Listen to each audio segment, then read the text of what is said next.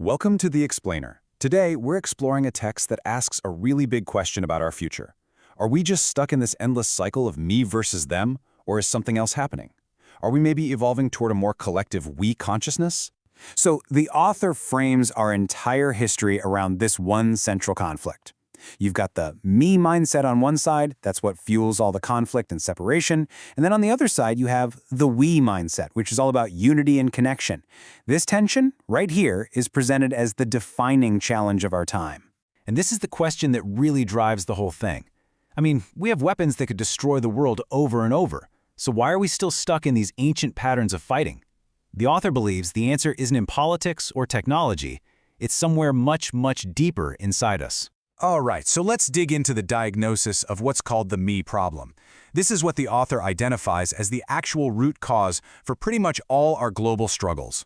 This whole us versus them mentality is just everywhere, isn't it? My nation is better. My God is the only true God. My side is right and your side is obviously wrong. According to this source, this isn't just about politics. It's a really deep-seated pattern of thinking that shaped human history for thousands of years. And here, the author points to some really clear modern symptoms of this problem. You can see it in the constant threat of war, in political systems that are just gridlocked by division, and even in leaders who would rather mock their opponents than try to find any common ground. The point is, these aren't just random, isolated events, they're all signs of that deeper me problem at work. Okay, so if this me problem is so bad for us, why are we all trapped in it?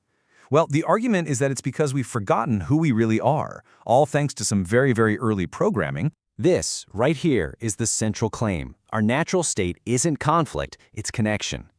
We are, at our core, kind, loving, and part of this incredibly unified whole, the universe itself. The problem, as the author sees it, is that we've been conditioned to completely forget this fundamental truth. So how did we forget? The mechanism is what the source calls subconscious programming. From the time we're born until we're about 7, our brains are mostly in a theta state, which is this deeply receptive, almost hypnotic condition. We're basically little sponges, just soaking up everything around us without any filter, and that programs our subconscious with all the beliefs of our family and our culture. And the scale of this programming is just staggering. The claim here is that it's not just some minor influence, it's running the whole show. It's dictating our automatic behaviors, our reactions, 98% of the time. For the most part, we're just running on autopilot. Think of it like this. We're all characters in a video game, but we have no idea we're even playing. We just react to whatever pops up on the screen based on our old programming, and we complain about the game without ever realizing we have the choice to play it differently. We think we're in control, but really, our old habits are. But this is where the whole argument pivots from the problem to the solution. The belief is that we are actually biologically designed to overcome this programming. Let's take a look at the evidence presented for us being hardwired for we. So the author presents this idea of an inner blueprint, suggesting our own biology has the tools for this shift. First, cellular antennas, the idea that our cells can literally receive information from a universal field of consciousness. Second, quantum DNA, the theory that our DNA is way more than a biological code. It's a blueprint of our soul's connection to the source. And finally, the chakra system is described as an energetic roadmap, guiding our awareness up from basic survival instincts to a higher, more unified consciousness. Central to this whole idea is the quantum field. It's described as this conscious, creative source that everything comes from. And we're not just watching it from the sidelines, we are a part of it. A spark of this unified source exists inside every single one of us, which means we're never truly separate from anything or anyone. To make this energy concept a little easier to grasp, the author shares a story. In it, a wise dragon explains that our bodies are like a network of rivers. When we hold on to negative emotions like anger or fear, we're essentially building dams that block the flow of this vital energy, which eventually leads to stagnation and disease. So if we're actually hardwired for this change, and it's our negative emotions that are blocking the way, how do we clear out those dams and start the journey? Well, the text offers some very practical tools.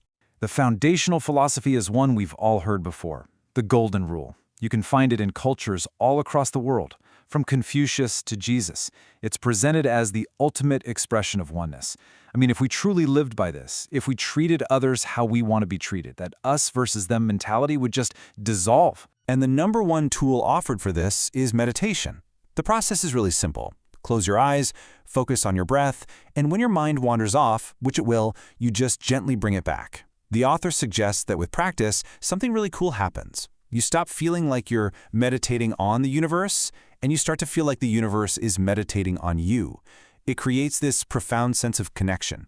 This contrast in healing really highlights a key part of the path, taking responsibility. The author contrasts two models. One is all about treating symptoms with external fixes, handing over responsibility. The other, based on natural law, is about balancing our internal energy and recognizing that we are the ones responsible for the lifestyle and thoughts that create disease in the first place.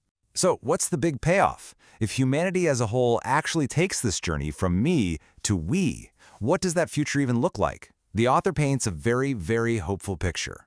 This is the vision of a golden age, a world where war is a relic of the past because we finally see ourselves in each other, where leaders are chosen for their compassion, not their lust for power, where our collective creativity is aimed at solving real problems like hunger and poverty instead of just fighting each other. It's a total paradigm shift. And what's crucial here is that the author doesn't see this as some far-off utopian dream. They believe this shift is happening right now, that the darkness of division is being exposed by this rising light of collective awareness. So this isn't just a prediction, it's presented as a description of what's happening in our present moment. And that leaves us with the author's final, pretty challenging question. If you accept the premise that you aren't just this separate little being, but an integral part of the entire universe, what changes? What do you do with that profound knowledge today? That's definitely something to think about.